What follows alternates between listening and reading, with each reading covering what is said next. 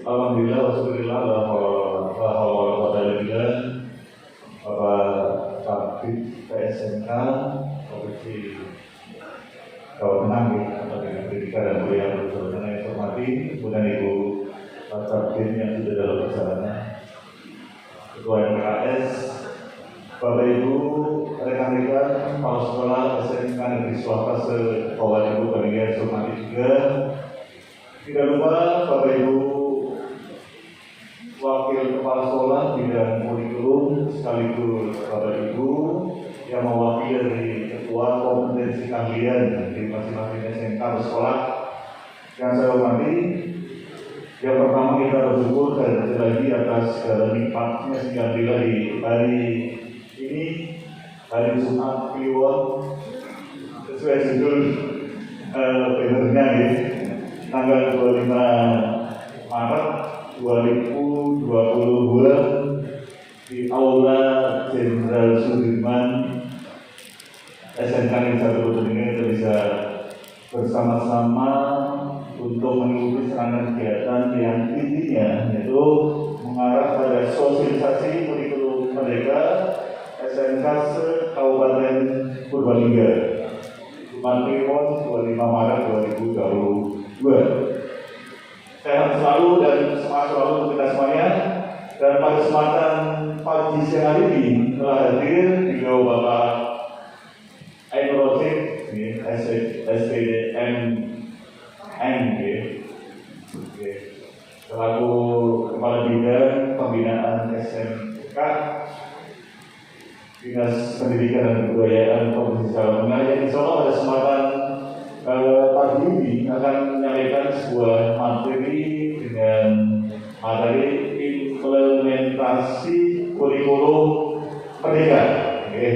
Yang harapannya itu nanti di tahun pelajaran 2022-2023 ini bisa untuk diterapkan, diaplikasikan di masing-masing satuan pendidikan atau SMK di Kabupaten Purbalingga. Untuk pelaksanaan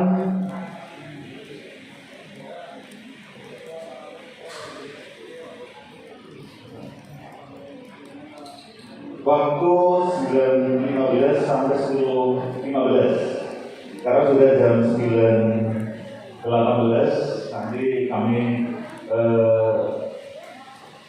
harapkan untuk Pak Ainur Rosyid bisa menyampaikan materi selama kurang lebih 1 jam.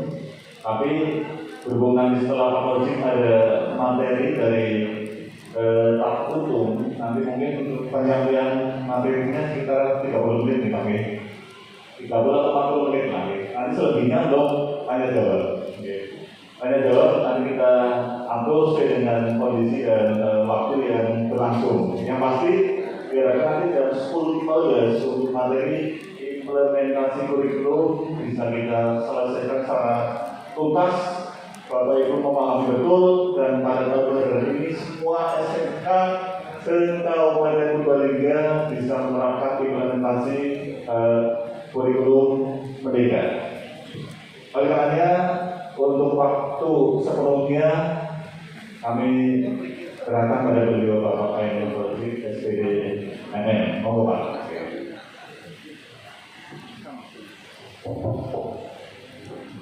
Bismillahirrahmanirrahim. Assalamualaikum warahmatullahi wabarakatuh.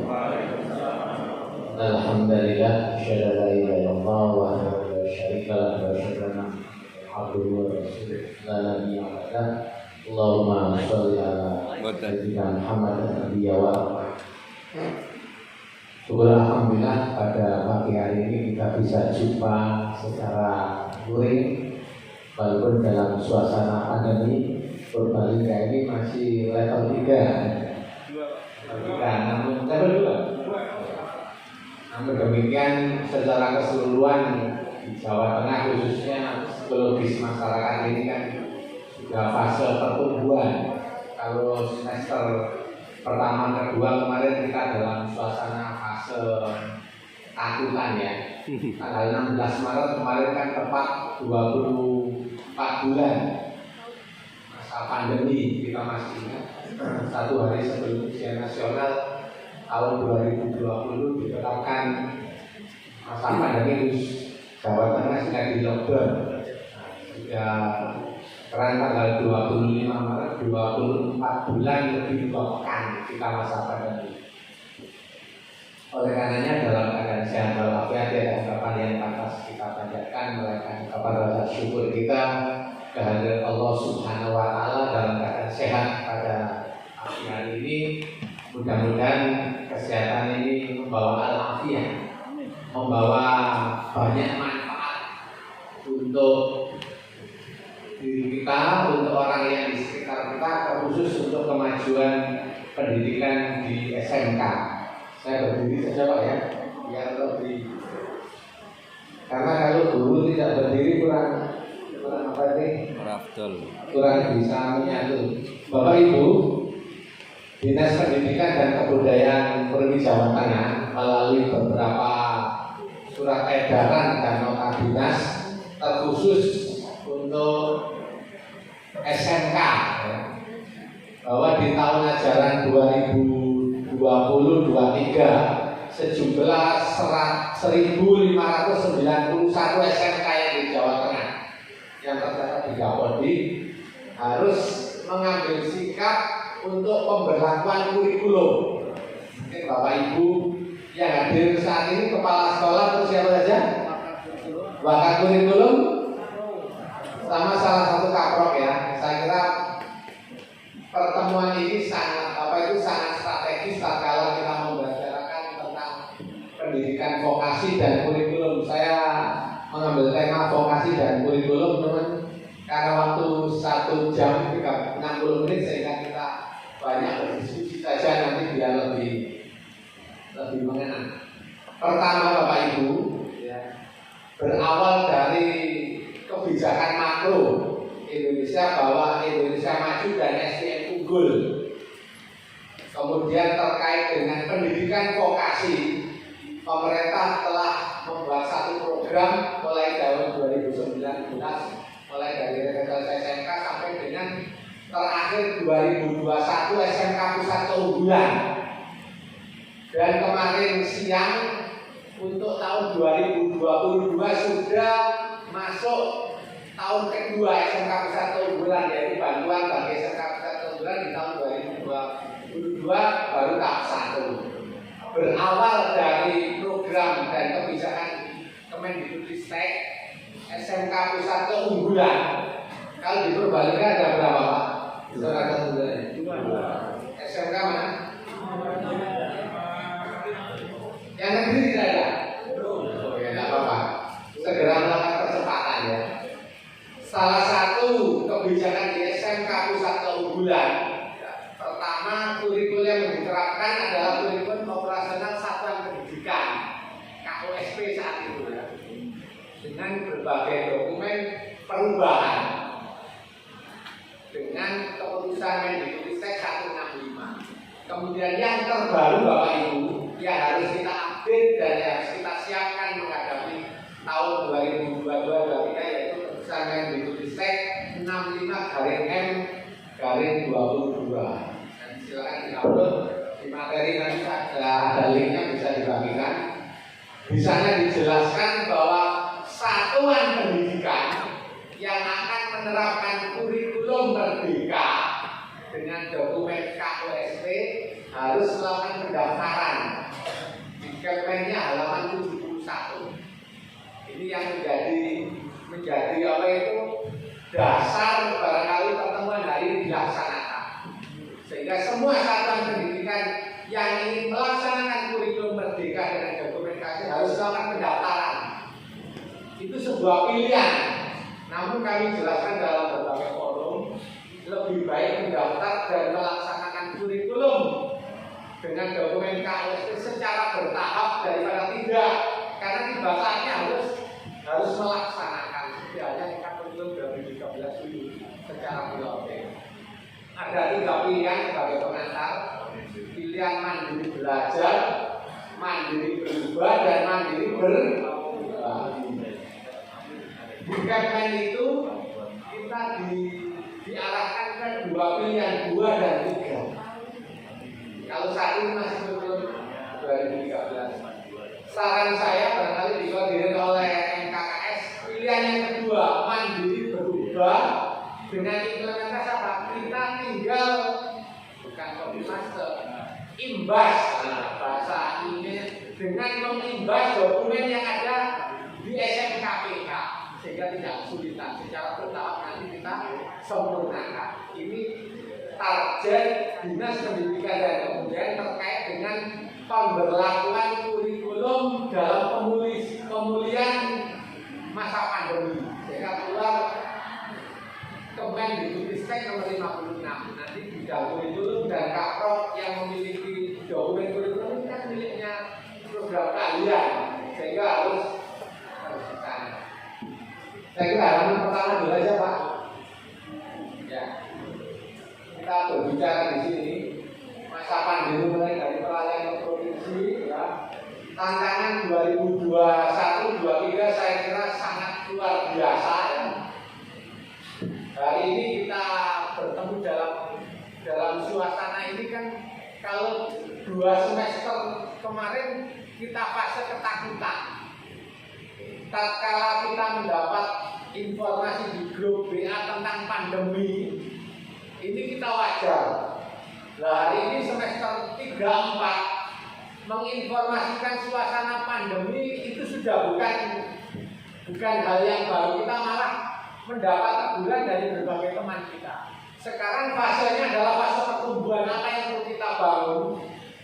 Fase pertumbuhan ini satuan pendidikan, baik kepala sekolah, wakil kurikulumnya, kaprok, semua guru harus bisa mendatangkan hadirnya satuan pendidikan bagi anak didik. Sampai saat ini orang tua maupun peserta didik ini masih dalam suasana galau. Rata-rata begitu, pembelajaran belum 100%, mulai dari Inbook, Inmendagri, pembelajaran belum 100%. Artinya apa? Orang tua dan anak secara keseluruhan masih galau bagaimana pendidikannya ada di kita. Oleh karenanya saya memberi saran dan mengingatkan, pastikan adanya hadir, pastikan sekolah ini hadir bagi orang tua dan anak-anak. Ada kepedulian dalam bentuk apapun. Tatkala kita melakukan komunikasi dengan anak-anak, peserta didik, lambat responnya mohon jangan dijustifikasi. Karena permasalahan sungguh sangat luar biasa, baik dari faktor orang tua, ekonomi, kesulitan, berbagai hal. Mohon tidak terlalu menjustifikasi bahwa karakter anak sedemikian rupa karena lambat responnya. Pastikan hadir kepedulian kita. Lanjut Pak. Jadi kecelakaan terbesar di bumi adalah tatkala kita berpikir ada orang lain yang menyelamatkan. Bagaimana dengan dunia pendidikan kita? Sekarang era revolusi industri 4.0 sekarang sudah mengarah 5.0 yang arahnya ke environment friendly, ramah lingkungan. Sehingga siklus ideologi yang saya sampaikan ini dari muatan termasuk profil pelajar Pancasila yang terkait dengan KUSP. Apa siklus ideologi ini? Ya perputaran air dalam ekosistem kehidupan. Air ini kan kita gunakannya dasar siklus kehidupan. Kalau siklus ideologi terhenti, maka kehidupan semuanya terhenti. Lah anak-anak diajarkan kepada sana era revolusi 5.0 itu mengarah ke kehidupan ramah lingkungan. Sehingga sekolah ini saya sudah bagus, jumlah oksigennya yang dihirup ini kan suasana terbuka, sehingga kesadaran lingkungan yang ramah lingkungan ini perlu kita sampaikan. Lanjut Pak. Bapak Ibu, Dinas Pendidikan dan Kebudayaan ya, Provinsi Jawa Tengah ini tidak lain adalah punya kewajiban mengawal kebijakan pemerintah Provinsi Jawa Tengah. Ada 2 kebijakan utama. Pertama, prioritasnya menanggulangi kemiskinan dan pengangguran. Yang kedua, peningkatan SDM. Larinya nanti ke kurikulum juga. Banyak program pemerintah, salah satu di Purbalingga kita ada SMK kebijakan. Dalam rangka apa? Mengentas kemiskinan karena apa? Kesulitan biaya peserta didik, sehingga kebijakan pemerintah tidak boleh melibatkan biaya dari persoalan serta masyarakat, sehingga dalam bentuk apapun, ya, dengan berbagai cara. Karena ini sebuah kebijakan, sehingga kalau ada kebijakan ini mohon kita taat asas regulasi, kecuali sekolah swasta. Mohon sekolah negeri tidak ada kegiatan peran serta masyarakat terkait dengan program pemerintah mengatasi kemiskinan dan pengangguran, sehingga akses layanan meningkat. Yang kedua, kualitas SDM. Kualitas SDM ini sesuai dengan kebijakan makro Indonesia Maju dan SDM unggul di sektornya adalah pendidikan. Semua terkait dengan peningkatan sumber daya manusia di sektornya ada pendidikan dan ada di pundak panjenengan semua. Mengapa demikian? Karena terkait dengan pendidikan adalah mengembangkan karakter dan kompetensi. Jadi pendidikan ini mengembangkan karakter dan kompetensi. Karakter dengan apa? Kinerja dan moral. Kita menginginkan anak kita ini jujur, jangan malas, pintar, jangan culas. Karakter ini kan terkait kinerja dan moral. Kita tidak menginginkan anak kita ini jujur tapi malas kerjanya. Dia pintar tapi culas. Yang dibangun karakter dan kompetensi terkait dengan berbagai modal untuk dia bertahan hidup. Pendidikan adalah pengembangan karakter dan kompetensi dengan 3 hal. Pertama, kurikulum. Kedua, pembelajaran. Ketiga, penilaian. Sehingga pendidikan ini 3 hal mendasar: kurikulum, pembelajaran, dan penilaian. Yang sedang kita laksanakan adalah terkait dengan kurikulum, implementasinya pembelajaran, tolak ukur keberhasilannya adalah penilaian. Yang di KUST sekarang bukan lagi istilah ujian tapi asesmen. Istilah ujian diganti dengan istilah asesmen. Kalau pelaksanaannya lebih sempurna karena di sana ada asesmen diagnostik, formatif, dan sumatif. Sebenarnya ujian juga begitu, ada pretest, kemudian ujian formatif, sumatif, kan begitu. Idealnya begitu, istilahnya kita lupa. Bapak Ibu, hari ini kita membahas tentang konsep karena judulnya sosialisasi kurikulum. Secara implementasi Pak Tito, MKS-nya atau apa? Kalau ini sudah berapa semua belum Pak teman-teman? Belum, kami data. Kalau bisa operator ada berapa SMK di sini? 34. Kalau bisa sebelum tanggal 31 terakhir kan 31. Kalau bisa operatornya itu dikumpulkan di satu tempat, daftar bareng-bareng. Jadi kalau ada kesulitan ini saling memberi informasi sebelum tanggal 31. Karena apa? Di halaman 7 bagi sekolah yang ingin mengimplementasikan kurikulum merdeka maka harus mendaftar dan nanti muncul di Dapodi. Mengapa muncul dalam kaitannya dengan nanti belangko jasa di berikutnya? Sehingga jangan sampai sekolah yang ingin menerapkan kurikulum merdeka dengan dokumen KUST kesulitan mendaftar karena sendirian. Jadi barangkali leading sektornya atau nanti salah satu cara dikumpulkan sehingga sudah terdaftar, kemudian memudahkan. Kemudian di indikator akreditas Bapak Ibu semuanya di sana kan ada dokumen workshop pengembangan kurikulum yang biasanya sudah kita laksanakan ya setiap akhir tahun pelajaran sebelum awal pelajaran. Nah hari ini sosialisasi ini babnya tak terpisah dari workshop pengembangan kurikulum, berorientasi pada kurikulum merdeka dengan dokumen KUSP. Sehingga hari ini kegiatan strategis, saya sangat mengapresiasi MKS sudah menginisiasi ini. Kegiatan hari ini adalah ya boleh silakan opening meetingnya, jangan sekali saja, tetapi ada keberlanjutan hari kedua, hari ketiga, hari pertama mungkin secara umum, hari keduanya nanti bisa per program keahlian. Program keahlian misalnya bidang RPL jadi satu menyusun dokumen kurikulumnya, karena dokumen ini kan miliknya program keahlian. Seluruh kurikulum yang ada mulai 84, 94, KBK, 2006, 2012 adanya 3 struktur kurikulum, kemudian kerangka kurikulum, struktur kurikulum dan silabus. Dulu kan itu ya.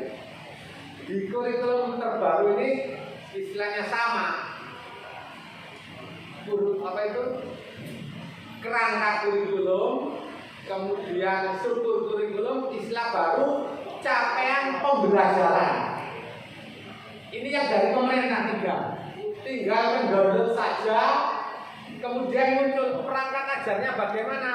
Ada muncul istilah ATP, alur tujuan pembelajaran yang dibuat oleh guru. Kemudian modul ajar. Dulu perangkat mengajar ya. Perangkat mengajar sekarang istilahnya alur tujuan pembelajaran, modul ajar, dan yang ketiga asesmen. Nah, nanti Pak Untung yang akan menyampaikan secara detail ya. Nanti materinya bisa dibuka lewat link itu Pak Marmoto. Di halaman terakhir nanti ada linknya disebarkan. Saya ada beberapa contoh yang bisa digunakan secara sehingga semua guru bagaimana membuat alur tujuan pembelajaran, modul ajar, dan asesmen. Lanjut Pak, saya Bapak Ibu ini tentang kebijakan ya, nanti baru masuk ke kurikulum. Mengapa ini saya sampaikan? Karena kewajiban saya selaku bidang SMK. Bapak Ibu, saya ingin menyampaikan yang ada di dunia kita itu kan input, proses, output. Anak lulusan SMP kita didik sedemikian rupa melakukan pembelajaran dengan kurikulum yang ada, ya. Kemudian kita nilai keluar output. Ya. Kita masih dalam tataran output, lulus SMK. Tantangan ke depan, ya, sungguh sangat luar biasa. Peradaban sekarang percepatan secara eksponensial ini tidak kita temukan di peradaban sebelumnya. Ada beberapa anak ya, di masa pandemi ini tidak mau ke sekolah. Saya mengalami langsung terserah biofisik, mereka menemukan dunianya sendiri, merasa ada profit. Dia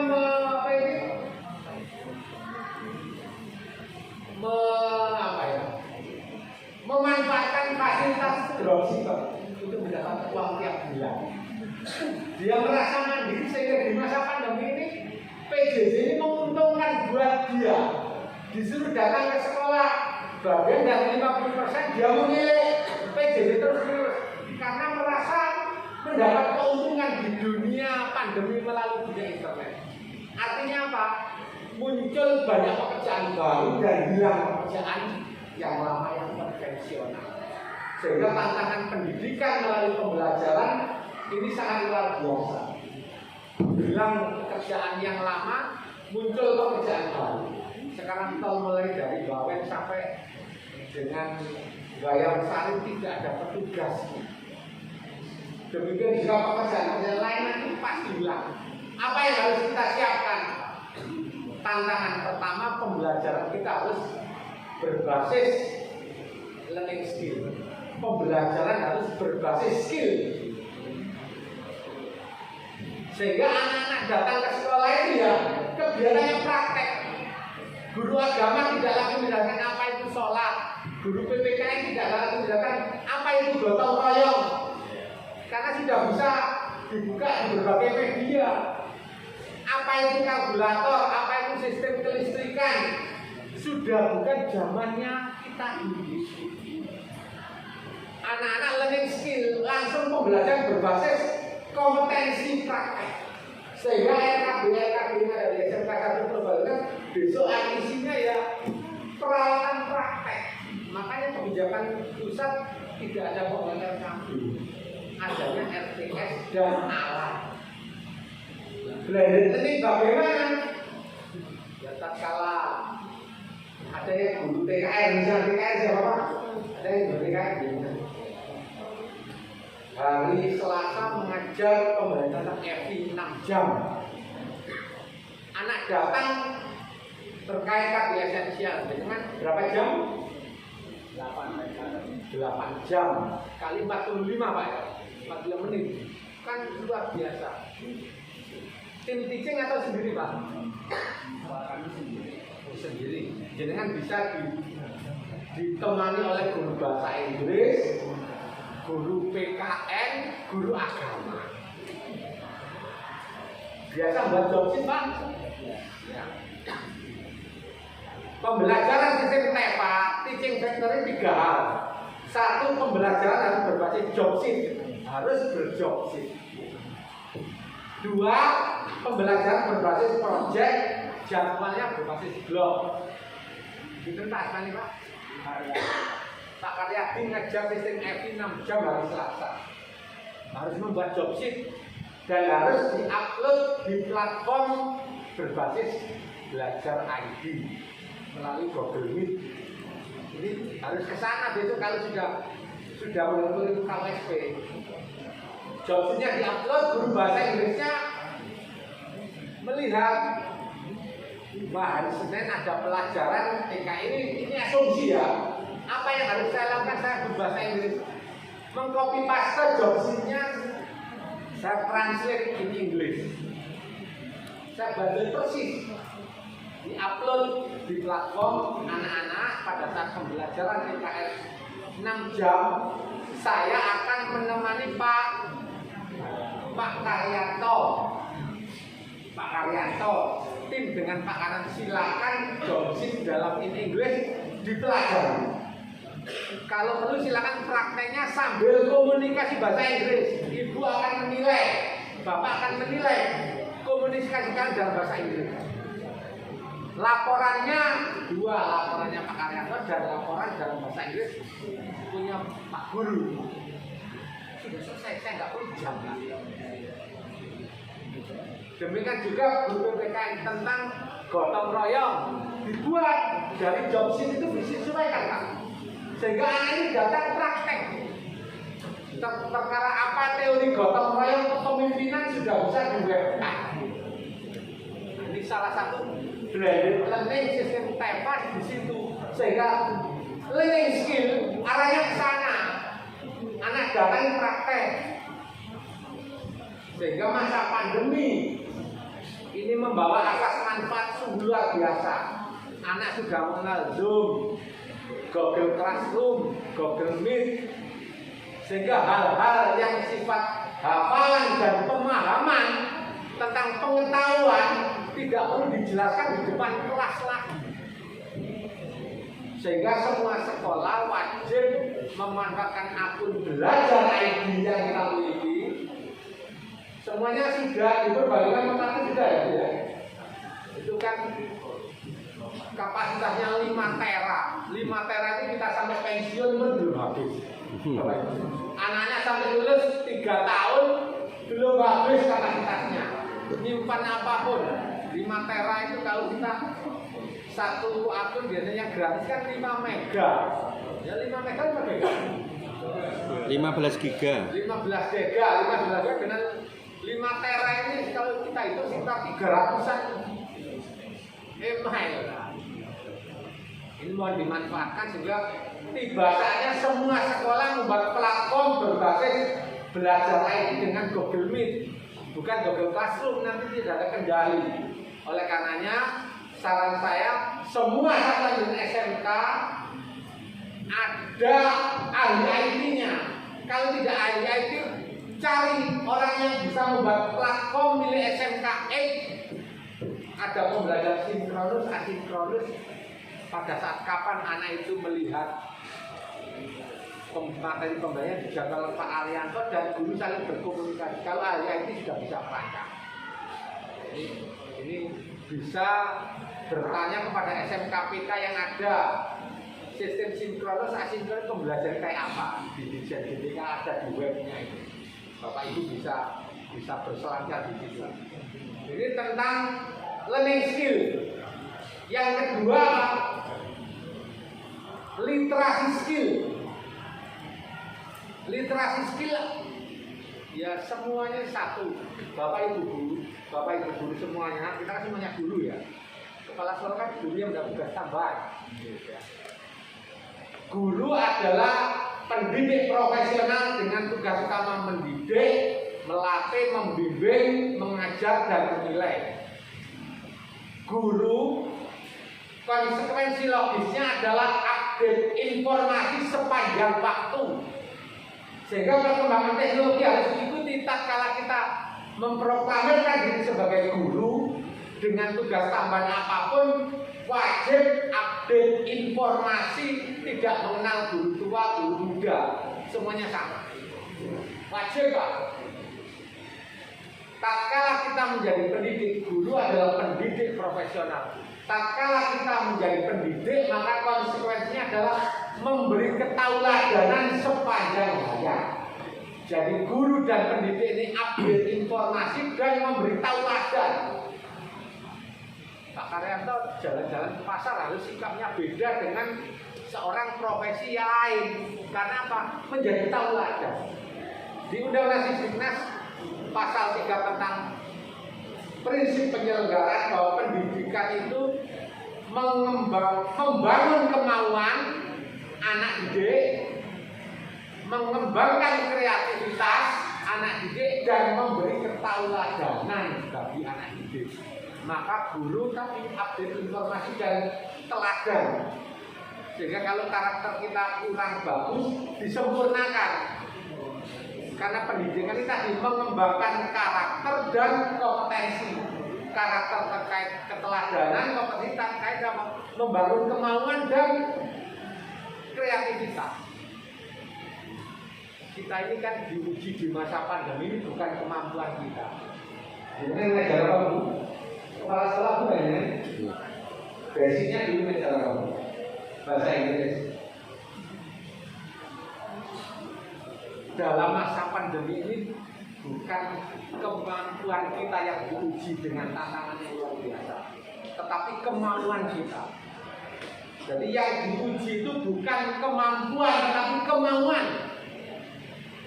Sekolah dalam bentuk apapun dengan dinamikanya yang bervariasi, yang diuji itu kemauan dari sistem yang ada di sekolah untuk maju. Kalau gurunya saya yakin mampu semua, tinggal kemauan mau merubah agar pelayanan pendidikan meningkat. Sehingga literasi skill itu sebuah pilihan. Tadi learning skill itu sebuah keharusan yang harus diterapkan setelah masa pandemi ini. Pembelajaran harus berubah. Jangan seperti dulu. Kita dulu kan 100% di jagat raya komunikasi seperti ini. 24 bulan kita di tol langit kan. Kemarin kan 100% tolnya tol langit. Awal-awal pandemi tol langit. Sebelumnya kan tol darat semua. Nah, setelah pandemi jangan berharap kembali lagi tol darat. Hidup itu kan linear, tidak mungkin mundur. Nyambung. Dan dia harus nyambung terus. Sehingga setelah pandemi jangan berharap anak-anak dan kebijakan besok belajar seperti kemarin. Sehingga blended learning yang saya sampaikan tadi sebuah pilihan. Karena kita sudah kenal tolnya langit. Apa-apa yang kenal hafalan, kembali lewat tol langit saja. Yang tol darat itu yang langsung praktek. Guru fisika juga demikian. Pembelajaran bagaimana Pak? Saya harus berbasis project. Ya anak-anak ini salah satu cara. Oh, saya ngajar fisika. Di platform saya sampaikan anak-anak besok pelajaran jam pertama selama 2 fisika itu berapa jam? 3 jam. 3 jam nanti kita belajarnya di depan pintu gerbang SMK 1 tentang fisika menghitung kecepatan. Maka saya bentuk kelompok, ini job sheet-nya. Jadi semua guru bermain job sheet. Fisika pun bahasa Inggris bisa begitu tuh. Berarti job sheet apa? Anak-anak dibentuk 3 kelompok. Kelompok pertama menghitung jumlah kendaraan vario selama 1 jam. Yang B karena pintar-pintar vario dan bit. Yang kelompok 3 karena pintar-pintar vario, bit dan mio. Gitu kan. Anak kan dilibatkan langsung berbagai project ini. Kembali ke kelas. Kecepat apa itu kecepatan? Waktu dibagi jarak dibagi waktu. Artinya itu berbasis project. Oh, itu debit air anak-anak besok membawa bola pingpong, kita keselokan gitu, jarak dibagi waktu maka debit airnya terhitung. Itu langsung berbasis project. Ini berbasis skill learning, literasi skill. Semua harus belajar tentang update informasi. Dan yang tidak kalah pentingnya adalah soft skill. Soft skill ini terkait dengan karakter. Bagaimana dengan ini? Outcome anak setelah lulus ini ibaratnya gini. Saya outputnya membangun selokan irigasi 5 km. Outcome-nya apa? Mengaliri sawah sekian hektar. Kita meluluskan 500 anak. Outcome-nya apa? Siap apa ya? Siap apa? Supply and demand ini kebutuhan daya serap dengan lulusan, dengan berbagai kompetensi. Dari keuntungannya apa? Harus produktif. Anak yang lulus jumlah 500 harus produktif. Kalau tidak produktif maka impact-nya, dampaknya tidak ada. Dampak terakhir kan kesejahteraan. Kita hidup di dunia ini kan agar memulai kesejahteraan di dunia dan di akhirat. Pendidikan ini dilaksanakan agar apa? Manusia sejahtera. Kehidupan tidak hanya materi. Impact-nya, dampaknya itu agar dia lulus tatkala keluar pintu gerbang SMK 1 berbalik dia ini diterima tidak di masyarakat.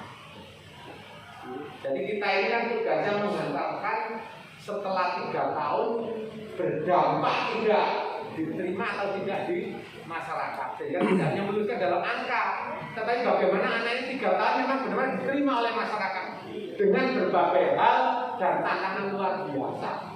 Ini tugas berat kita memang pendidikan. Lanjut Pak.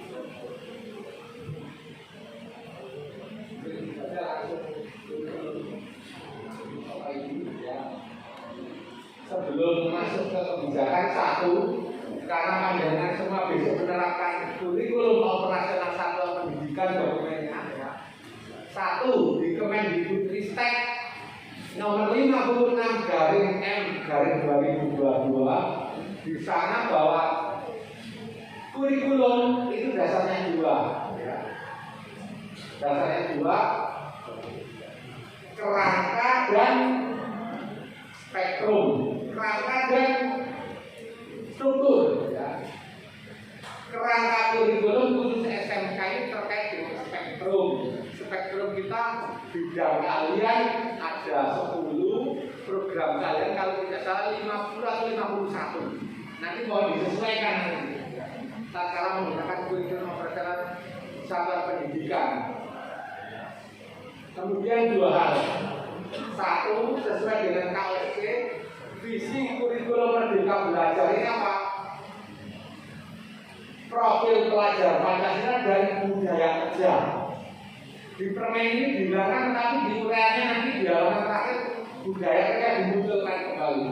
profil pelajar Pancasila dan budaya kerja. Profil pelajar Pancasila nanti silakan dibuka dokumennya. Nanti ada link lengkapnya. Pertama Bapak Ibu, kurikulum operasional satuan pendidikan ini kan konsepnya merdeka belajar. Merdeka belajar ini semua kegiatan belajar berpusat pada peserta didik. Kalau kita belajar dulu rumus Einstein E sama dengan MC kuadrat itu adanya di guru. Anak-anak tinggal membreakdown, menghafal rumus. Sekarang di kurikulum merdeka E sama dengan MC kuadrat harus dimiliki anak yang menguraikan berbagai hal, yang mengeksplorasi harus anak dibalik sekarang ketika belajar. Jadi semua berpusat pada peserta didik.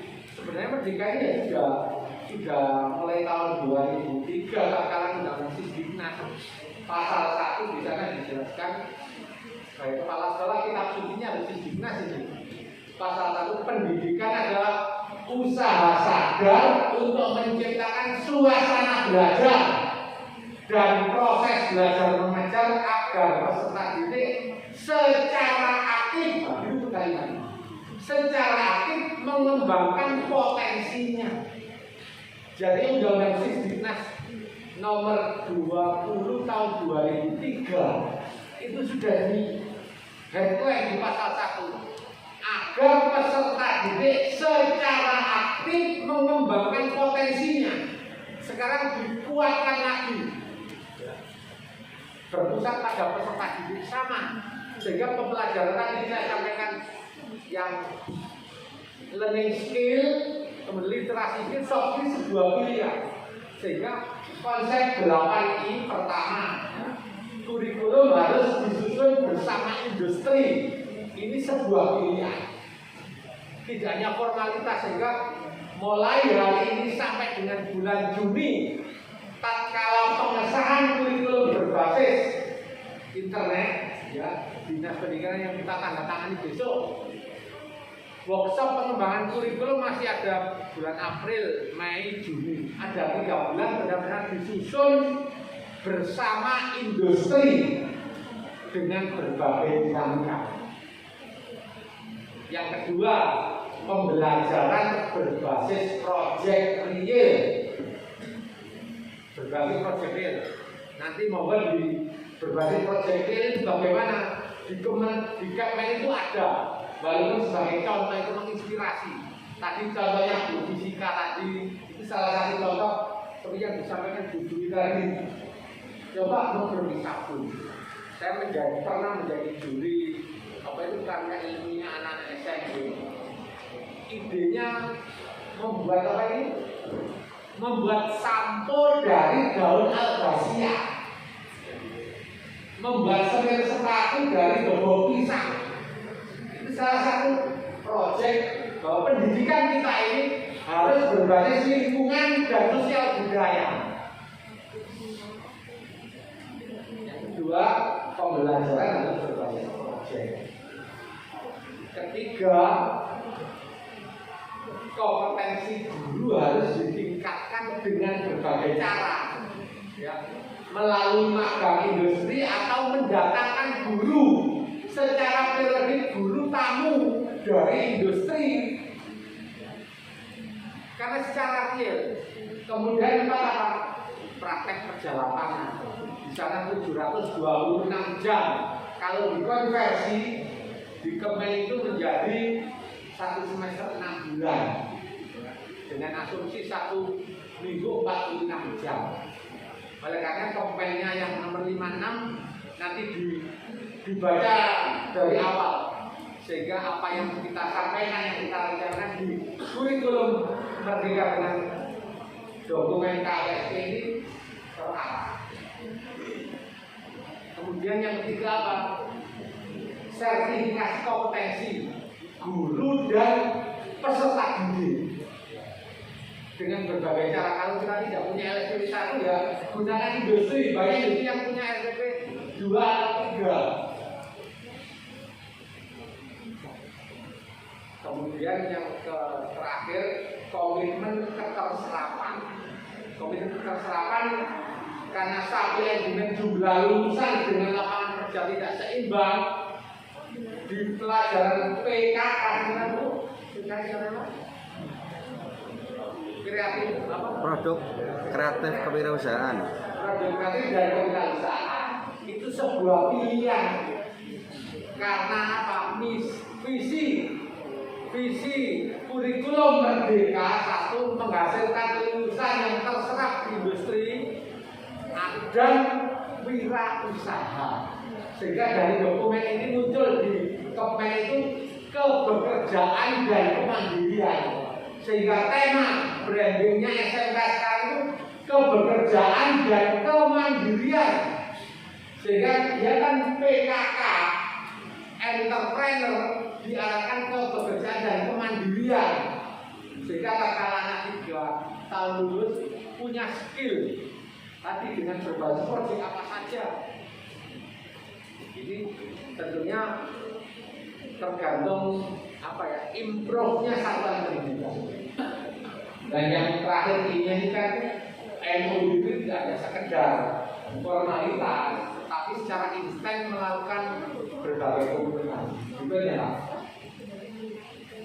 Ini kebijakan bangsa. Lanjut. Ya, kebijakan KWSP. Pak. Ini kepennya belum saya perbaiki. Yang terbaru adalah kepen 464 yang khusus SMKPK. Ya. Kemudian karena panjenengan hari ini sosial tadi tentang kurikulumnya SMKPK, bahwa semua SMKPK secara otomatis tidak perlu mendaftar menggunakan kurikulum Merdeka yaitu KWS. Jenengan karena kemarin belum mendapat anugerah maka harus mendaftar sehingga tercatat di Dapodik, ya. Di Dapodik kurikulumnya sama dengan kurikulum pusat keunggulan yang sebelumnya sudah berlaku ongoing. Sehingga lanjut Pak. Di Jawa Tengah ada 1591. Merdeka Belajar ini episode ke-15. Merdeka Belajar dengan kurikulum Merdeka, platform Merdeka Belajar dengan konsep dokumen KWSP ini berada di episode 15 kalau di YouTube ini. Lanjut Pak. Nah ini sesuai dengan kebijakan kementerian bahwa sekolah yang mau mendaftar, yang mau melaksanakan untuk implementasikan kurikulum Merdeka ini diharapkan mendaftar 3 bulan. Saran saya yang nomor 2 dan nomor 3 nanti habis energi mandiri berubah dengan apa? Ya mengimbas dari satuan pendidikan. Yang SMKPK katakan yang 2 tadi mana? Jangan sama siapa? Saya Muhammad Jasa tuh Pak. Sama Arif mana? Belakang. Tidak ada tak? Saya di belakang. Salah satu kewajiban SMKPK, ya, visi SMKPK menghasilkan lulusan yang diserap di dunia industri, kemudian wirausaha dan melakukan imbas bagi sekolah lain untuk menang kinerja. Jadi Muhammadiyah dan Ma'arif itu wajib melakukan imbas. Saya sudah lihat itu dokumen KWSP yang diresmikan November 2021 disempurnakan lagi. Dan panjenengan semua kalau sudah memilih tidak usah merasa wah kesulitan nanti. Semua tiba saatnya lebih sempurna. Tahun ini yang penting punya dokumen kurikulum KWSP, kesempurnaan pendidikan tidak pernah diperoleh. Grafiknya kan naik. Kalau merasa sempurna nanti turun, dirasa di puncak. Oleh karena itu saya ingatkan Ma'arif dan Muhammadiyah atau berkewajiban melakukan imbas.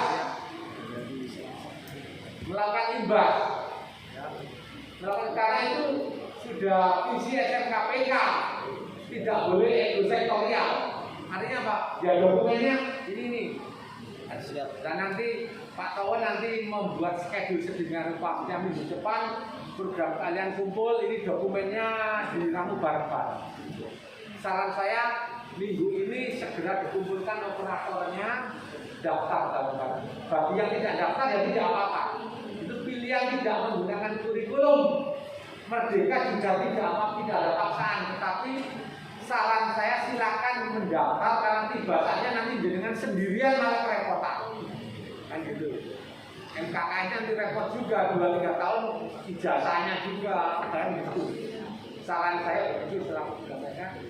Semua dalam kesempatan saya sarankan segera mendaftar sebelum 31 sehingga tidak audit nanti sudah terpetakan berapa SMK yang menggunakan kurikulum Merdeka dan berapa SMK yang kelas 10-nya masih kurikulum 2013 yang sudah disempurnakan. Kemudian kebijakan kita sudah ada, ini saya kira nanti disampaikan oleh lanjut Pak.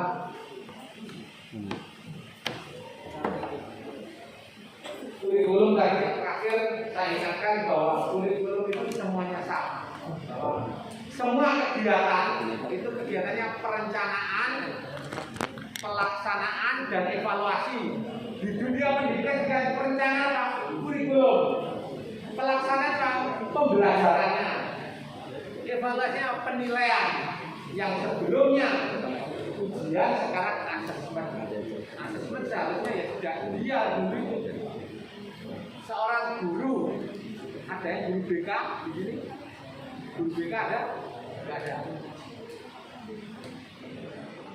Ada istilahnya daftar cek masalah. Kalau ditarik ke sekarang asesmen diagnostik. Jadi seorang guru harus melihat petanya peserta didik baik kemampuan psikologis maupun suasana keluarga yang ada. Maka di guru BK ada namanya daftar cek masalah. Sebelum merancang RPP dulu harus melakukan daftar cek masalah terkait dengan kurikulum ini istilahnya asesmen diagnostik yang harus dilaksanakan oleh guru. Nah, kurikulum kita, kerangka kurikulum, struktur, capaian pembelajaran tidak download saja, kemudian guru wajib membuat ATP, modul dan asesmen. Dokumennya kayak apa? Silakan Pak Towo komunikasi dengan SMK Muhammadiyah 1 dan Ma'arif yang kemarin sudah kita sahkan. Sempurna tidak, yang penting jauh. Sehingga waktu 3 bulan silakan masing-masing sekolah melaksanakan workshop pengembangan kurikulum yang kelas 10 KOSP bagi yang memilih, yang kelas 11-12 kurikulum 2013 yang direvisi atau disempurnakan. Sehingga bulan Juni jangan sampai terlambat menyiapkan untuk upload dokumen kurikulum. Kalau dulu uploadnya kurikulum 2006 dan 2013, besok kurikulum 2013 yang kelas 12 dan 11 yang kelas 10 dokumen KOSP sehingga nanti pengesahannya EKTSP dan EKUSP. Ini disiapkan. Saya berharap Purbalingga bisa melaksanakan kurikulum Merdeka dengan dokumen KOSP. Saya kira ini yang saya sampaikan juga dengan moderator tadi. Ada pertanyaan, masih sisa 10 menit. Saya kira demikian, kurang lebihnya mohon maaf. Wassalamualaikum warahmatullahi wabarakatuh.